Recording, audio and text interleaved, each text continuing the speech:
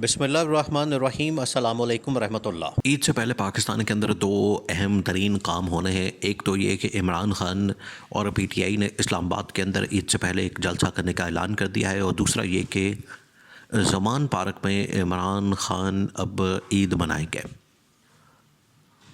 ये दोनों चीज़ें किस तरह से मुमकिन होगी, क्योंकि इस्लामाबाद के अंदर अगर जलसा करना है पीटीआई ने तो उसके लिए भी इजाज़त मिल जाती है, फिर वो जलसा कर लेते हैं, उसका इनेकाद हो जाता है। तो इसका मतलब है कि पीटीआई को इजाज़त भी मिल गई है और वो वहाँ पर पावर शो कर सकते हैं। तो फिर उसके बाद ईद तक अगर मामलात बेहतर नहीं होते और इमरान खान ईद से पहले रिहा नहीं होते, तो ये पावर शो फिर डिसाइड करेगा कि इन्होंने ईद के बाद किस किस्म का पाकिस्तान के अंदर लॉन्ग मार्च, धरना या पावर शो करना है। ये इंतहाई अहम तरीन मामला है, इसको आपने समझना। देखिए, अब पीटीआई की जानिब से इस्लामाबाद के अंदर जलसे की एक दरख्वास्त की गई है। ये और ईद से पहले इमरान खान की रिहाई और ज़मान पार्क में इमरान खान का ईद मनाना, ये दोनों जो वाक़यात हैं, एक उसमें जलसे वाला वो असल में जुड़ा हुआ दूसरे वाक़े से। और इमरान खान और पीटीआई ने अभी एक स्ट्रैटेजी बनाई है कि हमने जाना है और पीटीआई ने एक जलसे का एहतमाम करना है, पीटीआई ने एक जलसा करवाना है इस्लामाबाद के अंदर, जो कि एक टेस्ट केस है कि हमारे मामलात किस हद तक बेहतर हुए हैं, इस्टेब्लिशमेंट के साथ भी, हुकूमत के साथ भी। हुकूमत तो इस वक्त नून लीग की है, और जो नून लीग है वो अब चाहती है कि हम आगे बढ़े और मिलकर काम करें। अब जिस तरह से अली अमीन गन्नापुर मिलने पहुँचे शहबाज शरीफ से मुलाकात करने के बाद अली अमीन गन्नापुर ने एहसन इकबाल के साथ खड़े होकर एक प्रेस कॉन्फ्रेंस की। तो उस प्रेस कॉन्फ्रेंस के अंदर एहसन इकबाल ने कहा कि सियासत अपनी अपनी और रियासत जो है वो साझी है।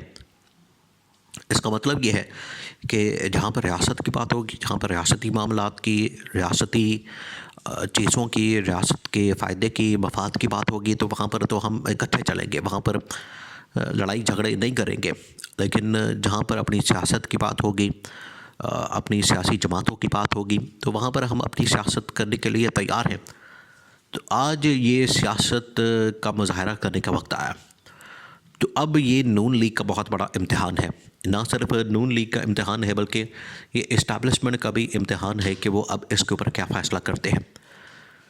पीटीआई ने इस्लामाबाद के अंदर एक जलसे का फ़ैसला किया, जिसके अंदर इमरान खान भी बाकायदा ख़िताब करेंगे। वो किस तरह से, वो एआई के ज़रिए से, यानी कि आर्टिफिशियल इंटेलिजेंस के ज़रिए से अपना ख़िताब करेंगे, और बाकी तमाम जो लीडरान हैं जो इस्लामाबाद में मौजूद होंगे वो तो वहाँ पर आ जाएंगे, जो नहीं होंगे वो वहाँ पर वर्चुअली यानी कि ऑनलाइन आके ख़िताब करेंगे। अब ये जलसा जो है वो क्या साबित करेगा? पीपल्स पार्टी भी चाहती है कि पाकिस्तान के अंदर ये एक डायलॉग का माहौल बनना चाहिए, क्योंकि आसिफ अली ज़रदारी ने और बिलावल भुट्टो ने इलेक्शन से पहले तो बातें की थी। अब क्योंकि ये हुकूमत में आ गए हैं, अब आसिफ ज़रदारी सदर बन गए हैं और पीपल्स पार्टी ने सिंध के अंदर अपनी गवर्नमेंट बना ली है, मुराद अली शाह वहाँ पर आ गए हैं, बिलावल भुट्टो कुछ अरसे से खामोश है, बात नहीं कर रहे, और आसिफ अली ज़रदारी भी अब ऐवान सदर के अंदर चले गए हैं, उनकी जानिब से भी कोई स्टेटमेंट नहीं आया। तो इन्होंने बात तो की थी डायलॉग की, और आखिरी वक्त तक जब हुकूमत नहीं बनी और ख़ुद ये सदर नहीं बने आसिफ अली ज़रदारी, ये डायलॉग की और रिकन्सिलिएशन की बात करते रहे, मफाहमत की बात करते रहे।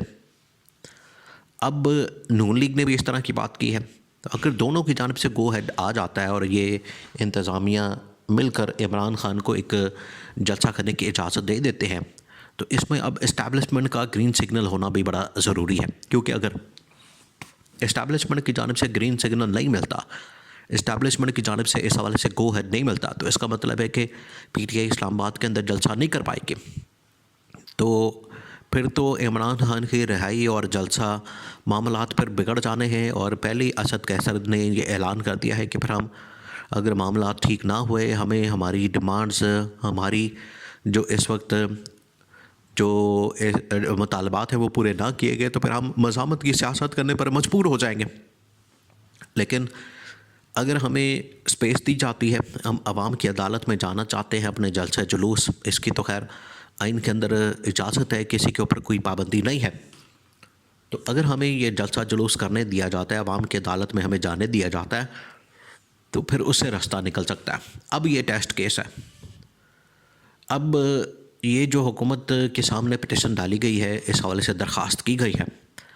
अब इस्टेब्लिशमेंट को रब्ता किया गया और पूछा गया पाकिस्तान की टॉप मिलिट्री कमान से कि ये PTI आई है हमारे पास जलसा करने के लिए और जलसा करना चाहती है इस्लामाबाद के अंदर, कैपिटल के अंदर, दारुल हुकूमत के अंदर, जिससे बड़ा एक पैगाम जाएगा पूरी दुनिया को। दारुल हुकूमत में जब आप जलसा करेंगे तो इससे पूरी दुनिया को पैगाम जाएगा कि मामला ठीक हो गए हैं, चीज़ें बेहतर हो गई हैं। तो अब सोच विचार शुरू हो गई। अब सोच विचार शुरू हो गई है। इसी वजह से इमरान खान के पास लोगों को भेजा गया।